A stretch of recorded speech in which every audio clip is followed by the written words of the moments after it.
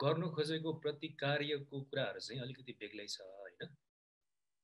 त्योभन्दा सुरु गर्नुभन्दा अगाडि रविजी र सुमिराजीले जे जति गरिरहनु भएको छ,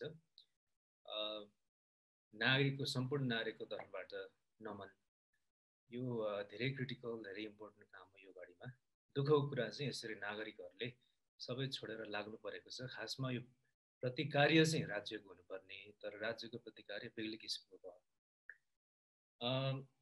मेरो बेग्लै किसिमको किन कुरा हुन्छ भने किसिमले खास यहाँहरू दुईजनाको कुरा सुनेपछि मेरो चाहिँ अहिलेको ठाउँमा गफ गर्ने हैसियत अलिक थिएन कि भन्ने पनि अहिले भान भइरहेछ। किनभने मैले कुनै संस्थाको सदस्यको रूपमा आफ्नो कुरा राख्न खोजेको छुइनँ, अथवा कुनै संस्थाको सदस्य भएर आफूले गरेको कामको बारेमा भन्न खोजेको होइन भन्नेवाला पनि छुइनँ। यो चाहिँ एक दुईवटा सञ्जालहरू छन् स्थानीय तहमा, राष्ट्रिय तहमा र अलिकति यो ट्रान्सनेसनल सिभिल सोसाइटी भन्छन् कसैले, त्यो खालको पनि। अनि हामीले गर्न खोजेको दुई चारवटा कुराहरूको विवरण दिन्छु एउटा अपिलसहित अन्तमा। गर्न खोजेको कुराहरूको विवरण दिनुभन्दा अगाडि एउटा सानो कुरा राखेँ। बिहान चाहिँ नि कान्तिपुर टेलिभिजनको युट्युब च्यानलको 2 मिनटको एउटा न्युज क्लिपमा तेह्रथुम जिल्लालाई पनि हटस्पट भनेर देखाइएको थियो। क्या कान्तिपुर हो कि अरू कुनै अनलाइन च्यानल हो? अब तेह्रथुम त आफ्नो के अरे मूल घर पर्यो है। अनि म्याङलुङको सदरमुकाम म्याङलुङमा फोन गरेँ बिहान एकजना दाइलाई, के छ यस्तो यस्तो भन्छ त हो दाइ भनेर भन्दाखेरि दाइले के भन्नु भने, हट पोहोर सालभन्दा धेरै छ कि सङ्क्रमित, तर अब टेरी नहो भन्नुभयो कि। अहिले कहाँ भन्दा अहिले मलामी कति मान्छे खोला नजिकै, कति मान्छे 200-400 मान्छे मास्क लाछन् सबले, छैन हो 2-4 जना लाएको होला भन्नुभयो कि। अनि त्यो सँगसँगै उहाँले अलिकति गहिरो गम्भीर कुरा के भन्नुभयो भने नि, संवेदनशील छ यो, 2-4 जना मान्छे मरे तर हतार हतार खोलातिर कुदाइन्छ अनि जलाएर फर्किन्छौँ हामी भन्नुभयो के, कोरोनाले बितेका मान्छेहरू। अनि मैले भने होइन प्रशासनलाई अस्पताललाई भन्नुभयो होइन, भन्दाखेरि कहाँ हौ कुकुर पुरै पुर्दिन्छ अनि कसरी भन्नुभयो के। यो त बडो गम्भीर र गहन विषय भयो नि त होइन। कुकुर पुरै पुर्दिन्छन्, त्यसो गर्नुको साट्टा हामी चाहिँ चुपचाप जान्छौँ, आफै पोलेर डढेर के अरे लास जलाएर फर्किन्छौँ भन्नुभयो। अब यसमा धेरै कुराहरू जोडिन्छ कि यहाँ यो हाम्रो अलिकति लोकल लेभलमा गर्नुपर्ने कामहरू, यो सूचनाका कुराहरू, यो जनस्वास्थ्यसँग जोडिएका धेरै कुराहरू जोडिन्छन्। अब यो लेभलमा कस्तो किसिमको इन्टरभेन्सन चाहिने, कस्तो किसिमको प्रतिकार्य चाहिने, त्यो चाहिँ ठुलो समस्या देख्छु म। यो मूल सहर बजारहरूमा चाहिँ एक किसिमको प्रोटोकल फलो गरिन्छ, तर यस्ता धेरै गाउँहरू छन् जस्तो लाग्छ पूर्व र पश्चिम नेपालमा, जहाँ चाहिँ मान्छेहरू चाहिँ यस्तो कुराहरू आफ्नै हिसाबले सल्टाइरहेछन् र त्यसले भोलिका दिनहरूमा धेरै चुनौतीहरू परिवारभित्रै पनि ल्याइरहेछ भनौँ न। भनेको कोही बिहा गरेर घर फर्किँदा अथवा मान्छे जलाएर घर फर्किँदाखेरि त्यही परिवारमा 4-5 जना चाहिँ नै सङ्क्रमित भएर अरू 1-2 जना बढी बितेका कुराहरू, घटनाहरू धेरै घटिरहेछन् होइन। यो चाहिँ मैले राखेँ किन मेरो दिमागमा त्यो छोडेकै छैन कि, यो कुकुर पुरै पुर्दिन्छन् अनि कसरी भन्नु हौ भनेर भन्ने कुराहरू। अब म व्यक्तिगत रूपमा कस्तो छ भने यो पोहोर सालकै कुराबाट सुरु गरौँ। अघि सुमिराजीले भन्नुभएको जस्तो अब 12-13 मिनटमा सबै कुरा सघाउने कोसिस गर्छु, सकेन भने पछि आफ्नो अवसर आउँदा राखौँला होइन। अघिल्लो साल चाहिँ 2-4 जना राष्ट्रिय स्तरको नेताहरूले राम्रै मनसायका साथ एउटा राष्ट्रिय समिति बनाउनु भयो यो कोरोना कहरको जवाबमा के कस्तो काम गर्न सकिन्छ एज एन इन्डिपेन्डेन्ट सिटिजन भनेर। त्यसमा निकै लायकका मान्छेहरू थिए, स्वर्णिम वाग्ले, दोभान राई, लामो शेर्पा, यो अर्थविदहरू, जनस्वास्थ्यविदहरू सबै हुनुहुन्थ्यो। मलाई पनि अब कुनै कारणले बस्नु भन्नुभयो, म बस्थेँ।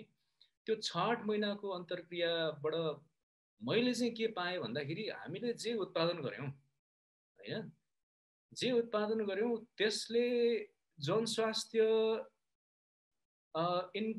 इन पर्टिकुलर र समाज इन जेनरललाई चाहिँ कस्तो किसिमको लाभ भयो त, फाइदा चाहिँ के भयो, त्यो मैले अहिलेसम्म ठम्ब्याउन सकेको छैन के।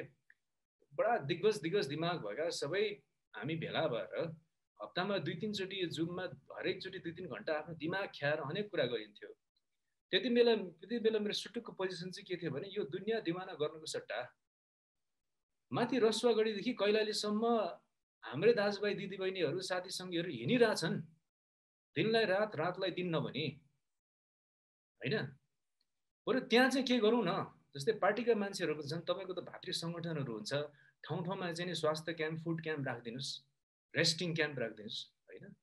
2-3 महिना त्यो गऱ्यो भने अर्को चुनाव पनि जित्नुहुन्छ भन्ने किसिमको मेरो सल्लाहहरू थियो। तर त्यहाँ कस्तो भने अलिकति इन्टेलेक्चुअल कुरा पोलिसीसँग जोडिएको कुराहरू मात्रै बढी जोड भयो। अनि त्यस्तो कुरादेखि अलिकति डिसइल्युजन भएर यसपालि मैले चाहिँ के गरेँ भने मेरो अलिकति बानी छ, म पेसाले सोसियल साइन्स रिसर्चर हुँ, तर यो यस्तै बेलामा चाहिँ आफूले थाहा नपाइकन अभियन्ता भइँदो रहेछ कि एक्टिभिस्ट भइँदो रहेछ। त्यसपछि के भने यो म जस्तो यो आम नागरिकको हैसियत चाहिँ राष्ट्रिय लेभलमा इभन नगरपालिका लेभलमा पनि गर्ने खासै केही छैन रहेछ। मसँग त्यस्तो सामाजिक राजनीतिक पुँजी छैन। त्यही भएर आफ्नो जुन वडाको हो त्यही वडामा चाहिँ के गरौँ भनेर 2-4 राउन्ड मिटिङहरू बस्यो। वडाका सामान्यदेखि ल गण्यमान्य सबै मान्छेहरूलाई राखेर वडा पदाधिकारीहरू पनि थिए। उद्देश्य थियो सामुदायिक आइसोलेसन सेन्टर खोल्ने अक्सिजन सहितको। तर त्यो काम गर्दै जाँदा 2 किसिमको समस्याहरू देखियो के। अघि सुमिराजीले भन्नुभयो नि, राष्ट्रिय स्तरका विभिन्न विभागीय प्रमुख अथवा नेताहरूले चाहिँ आपतकालीन स्थितिमा हामीले काम गरिरहेछौँ, कामै नगरे जस्तो तपाईँहरू किन यसो गर्नुहुन्छ भनेको जस्तो चाहिँ स्थानीय सरकारले पनि गर्छन् के, गर्दा रहेछन् होइन। भनेको उनीहरूले चाहिँ हामीले गरिरहेछौँ, तिमी को हो र आम नागरिकहरू यसमा किन चम्किनु पर्यो, जति गर्छौँ हामी स्थानीय गर्छौँ नि भनेर एक किसिमको त्यो कस्तो भने हाम्रो एउटा टेन्डेन्सी हुन्छ नि केन्द्रलाई चाहिँ धेरै दोष दिनु पनि पर्छ। धेरै कमजोरीहरू छन्, कमजोरी अपराधिक के अरे इन्टेन्सन र मेन्टालिटीका पनि छन् होइन। तर केन्द्रलाई चाहिँ त्यसो गर्ने अनि स्थानीयलाई चाहिँ रोमान्टिसाइज गर्छौँ के। मैले भन्नु खोजेको चाहिँ स्थानीय स्तरमा धेरै राम्रो कामहरू पनि भएको छन्, तर धेरै रोमान्टिसाइज पनि गर्न जरुरी छैन रहेछ जस्तो लाग्यो। त्यो आइसोलेसन सेन्टर खोलिएन, त्यसको नखोलिनेको पछाडि अर्को एउटा मूल कारण चाहिँ के रहेछ भने यो चाहिँ अरू धेरै नागरिकहरू जो चाहिँ सञ्जाल बनाएर स्थानीय स्तरमै आइसोलेसन सेन्टर खोल्नेतिर लागिरहनु भएको छ भने अब अक्सिजन कसरी जोड्छ, कहाँबाट जोड्छ मलाई थाहा छैन। एउटा गर्नुपर्ने विषय चाहिँ के रहेछ भने यो चाहिँ गर्नेहरूको लागि है, काम गर्नेहरूको लागि, म जस्तो गफ मात्र गर्ने होइन कि, काम गर्नेहरूको लागि यो चाहिँ के रहेछ भने नगरपालिका लेभलमा पहिला समन्वय गर्नुपर्ने रहेछ। अनि नगरपालिकाले राष्ट्रिय स्तरको हस्पिटललाई चाहिँ भन्नुपर्ने रहेछ कि फलानो वडाको फलानो टोलमा फलाना समुदाय मिलेर एक किसिमको सामुदायिक आइसोलेसन सेन्टर खोलिरहेछ, त्यहाँ चाहिँ आउने 1-2 देखि 3 महिनाको लागि डेडिकेटेड स्वास्थ्य कर्मीहरूको एउटा जत्था चाहिँ खटाइदेऊ है तिम्रो हस्पिटलले भनेपछि मात्र, त्यो गुत्थी सुल्झेपछि मात्र आइसोलेसन सेन्टर खोल्न सकिने रहेछ के। नत्र भने अक्सिजन अब त्यति बेला अहिले त अक्सिजन जोड्न सकिँदैन, अक्सिजन पनि जोडियो, बेड पनि जोड्यो, कहाँ खोल्ने त्यो पनि थाहा भयो, तर लास्टमा चाहिँ स्वास्थ्य कर्मीहरू एउटा यो प्रतिबद्ध दक्ष स्वास्थ्य कर्मीहरूको टिम बनाउन गाह्रो, स्वाभाविकै पनि हो होइन, मान्छेहरू हस्पिटलमा बिजी हुन्छन्। अब यो स्थानीय लेभलमा गर्न खोजेको चाहिँ यो थियो, त्यो कायमै छ, कतै गइरहेछ। अब अर्को किसिमको सञ्जालको कुरा गरौँ, त्यो चाहिँ अलिकति छुट्टै छ। यो चाहिँ जनस्वास्थ्यसँग सिधै यसको सम्बन्ध छैन, तर भोकसँग छ। जिन्दगीको लामो समय चाहिँ यो नेपालको सुकुम्बासी मुद्दा सम्बन्धी, सहरी गरिबी भने पनि भयो, भूमिहीनता भने पनि भयो, यसलाई चाहिँ सामाजिक न्याय र शासनसँग जोडेर मैले अध्ययन अनुसन्धान गरेको निकै भयो। त्यस क्रममा विभिन्न सुकुम्बासी सङ्गठनसँग एक किसिमको सम्बन्ध छ। हामीले अहिले गर्नु खोजिरहेको चाहिँ के छ भने अब के देखियो भने अझै 1 हप्ता लकडाउन लम्बेपछि, जुन लम्बेपछि चाहिँ बस्तीहरूमा भोकको लहरले छ्याप्पै समात्ने जस्तो देखियो होइन। अब अहिलेसम्म चाहिँ किन देखिएन भने सहरका बजारका गरिबहरूले पछिल्लो सालबाट सिकेको पाठ चाहिँ के रहेछ भने लकडाउन सरकारले अनाउन्स गर्ने बित्तिकै आफूसँग भएको पुँजी जोहो गरेर जम्मा गरेर सक्ने जति अन्न पानीको व्यवस्था चाहिँ घरमा गर्ने भनेर लकडाउन चाहिँ ओलीले ल लकडाउन भयो भन्ने बित्तिकै सक्ने जतिले, अब कतिले ऋणपान गरे होला, कतिले के भने होला, भोलि तिर्दिन्छु भने होला, सबैले आफ्नो घरमा चाहिँ थोरबहुत चामल सामल यसो आलु तरकारी तेल सेल जम्मा गरेर राखेको अवस्था, त्यसले अहिलेसम्म जसोतसो टिकेको। तर अब अझै 8-10 दिन लकडाउन लम्बिएपछि जुन लम्बिन्छ एक किसिमको भोकको लहर चाहिँ हामी देख्न थाल्छौँ। अब त्यसको लागि अहिले नै तयारी कसरी गर्ने भनेर बसोबास बस्ती संरक्षण समाज भनेर 24वटा जिल्लामा र 7वटा प्रदेशमा एउटा सञ्जाल छ। त्यो सञ्जालको साथीहरू हामी काम गरिरहेका छौँ, कुरा गरिरहेको छौँ। एकजना इन्द्र कुमारी देवकोटा भन्ने चाहिँ वेटिङमा हुनुहुन्छ है, 2जना हुनुहुन्छ। अब त्यो चाहिँ हामीले त्यही अघि यता सुमिराजीले भन्नुभएको जस्तो एउटा चाहिँ क्राउड सोर्स फन्डिङ पनि हो होइन, अरू एक दुईवटा उपायहरू पनि छन्। अब यहाँ जो सुनिरहनु भएको छ तपाईँहरूले त्यसमा अब हात बटाउन चाहनुहुन्छ भने त्यो किसिमको इनिसिएटिभ एउटा भइरहेछ भनेको बसोबासकै संलग्नतामा र लिडरसिपमा यो 7 प्रदेशमा भोक सम्बन्धी कस्तो काम गर्न सकिन्छ भनेर होइन, त्यो काम चाहिँ खुद हाम्रा के अरे बस्तीकै साथीहरूले नै कसरी सञ्चालन गर्न सक्छन्। किनभने पछिल्लो समयमा एउटा के देखियो भने यो जुन यो छ नि यो यो यो जसले भात खुवाइरहनु भएको छ उहाँहरूप्रति नमन मैले हृदयदेखि भनेको त्यो साह्रै महत्त्वपूर्ण काम छ है होइन। त्यो मैले गर्न सकिरहेको छैन, गर्नेहरूलाई चाहिँ भित्रैदेखि धेरै सम्मान धन्यवाद। तर यो भात खुवाउने भन्ने जुन एउटा फ्रेज भएर गइरहेको छ नि हाम्रो यो नेपाली कमन लेक्सिकनमा, भात खुवाउने फलानले यति भात खुवाइरहेछ उति भात खुवाइरहेछ, त्यसमा चाहिँ अलिकति जो खाना बसिरहेछन् उहाँहरूको डिग्निटीको बारेमा यसो सोच्दैन पर्यो भन्छु कि अलिकति पोलिटिकल एम्पथी भन्छन् नि होइन।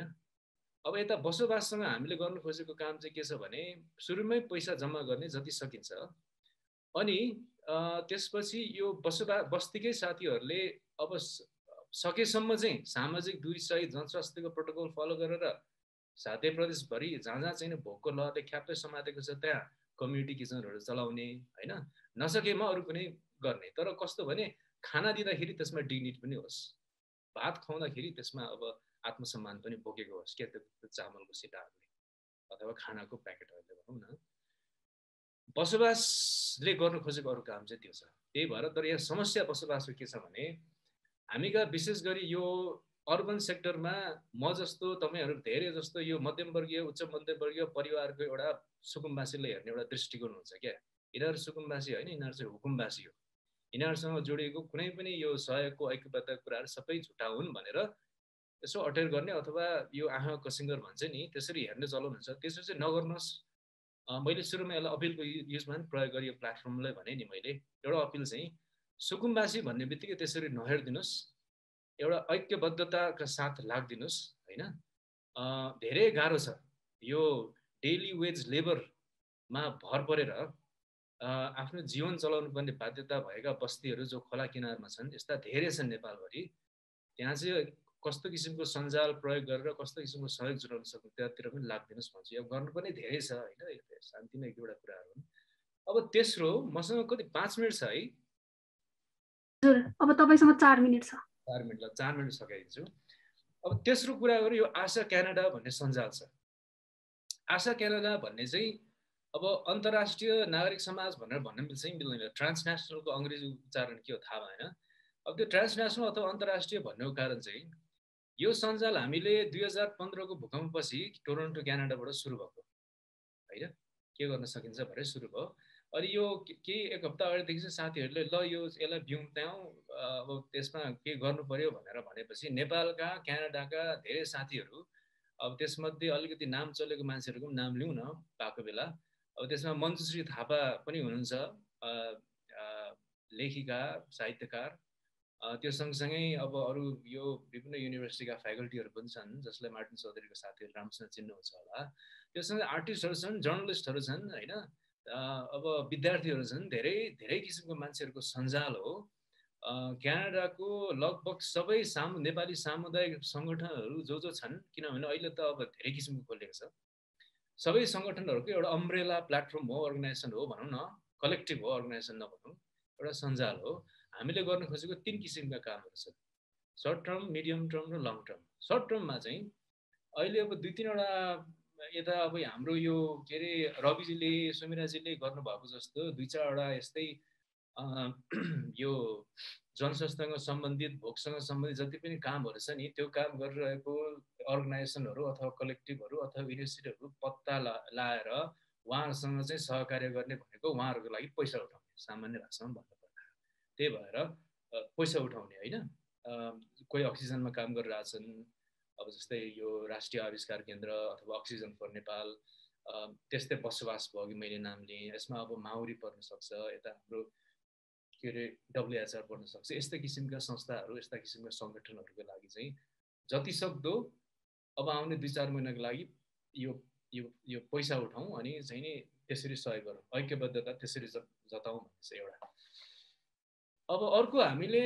यो मिड टर्म गरिरहेको चाहिँ के छ भने 2 किसिमको च्यानल चाहिँ डिप्लोमेटिक र पोलिटिकल च्यानलहरू आइडेन्टिफाई गरेर पुस गर्न खोजिरहेको छ त्यो चाहिँ कैनेडियन गभर्मेन्टको कन्टेक्स्टमा जस्तै कैनेडियन गभर्मेन्ट आफै चाहिँ भ्याक्सिन दिने हैसियतमा छैन अहिले भ्याक्सिन लिने चाहिँ यो करतुतहरू गर्छ जस्तै कोभ्याक्स भनेर जो चाहिँ यो ग्लोबल साउथ कन्ट्रिजहरूको लागि छुट्याइएको एउटा जुन अरेन्जमेन्ट थियो भ्याक्सिनहरू ग्लोबल साउथ पठाउने भनेर त्यो नै उसले चाहिँ नि आफूले त्यो लेजिटिमेटली पाउन लिगल्ली नपाउने तर विभिन्न अतिक्रम गरेर त्यो नै उसले उल्टो कब्जा गरेर बसिरहेछ होइन कैनेडियन सरकारले तर हामीले कैनेडियन सरकारलाई अहिले माग्न खोजेको कुरा चाहिँ हाम्रो अनुप सुवेदी हुनुहुन्छ नि धेरैले चिन्नुहुन्छ होला कोरोना सम्बन्धी उहाँले 1 वर्ष भयो स्वास्थ्यमा काम गर्नुभएको त्यसको वरिपरि धेरै किसिमको पैरवी गर्नुभएको र सरकार चाहिँ कमजोर भएर जुन किसिमको खाल्डो चाहिँ उहाँले एक्लैले पूर्ण खोज्नु भएको इन्फर्मेसनको खाल्डो उहाँले अस्ति एउटा यतिकै फोन हाम्रो कुरा हुँदा भन्नुहुन्थ्यो के सबै अक्सिजनतिर लागे सबै भेन्टिलेटरतिर लागे सबिनजी हामीले गर्नुपर्ने बेसिक काम चाहिँ बिर्स्यौँ त्यो भनेको चाहिँ कन्ट्याक्ट ट्रेसिङ र टेस्टिङ र ट्रेसिङको कुराहरू बिर्स्यौँ अहिले तपाईँहरूको जस्तो सञ्जालले गर्नुपर्ने चाहिँ जति सक्दो पिसिआर र एन्टिजेन टेस्टिङ किट्सहरू ल्याउन सक्नुहुन्छ भने ल्याउनुहोस् भन्नुभयो क्या त्यो सबै वास्तवमा त्यो राज्यले पनि बिर्स्यो प्राइभेट सेक्टर पनि बिर्स्यो नागरिक समाजले पनि बिर्स्यो समाजले पनि बिर्स्यो यो टेस्टिङ र ट्र्याकिङको कुराहरू कुकुर पुर्दिन्छन् भन्ने कुरा त्यहीँबाट आउँछ होला सायद बिर्स्यौँ हामीले अब एउटा चाहिँ त्यो यो मिड टर्ममा गर्नु खोजेको त्यो हो होइन अब लङ टर्ममा गर्नु खोजेको चाहिँ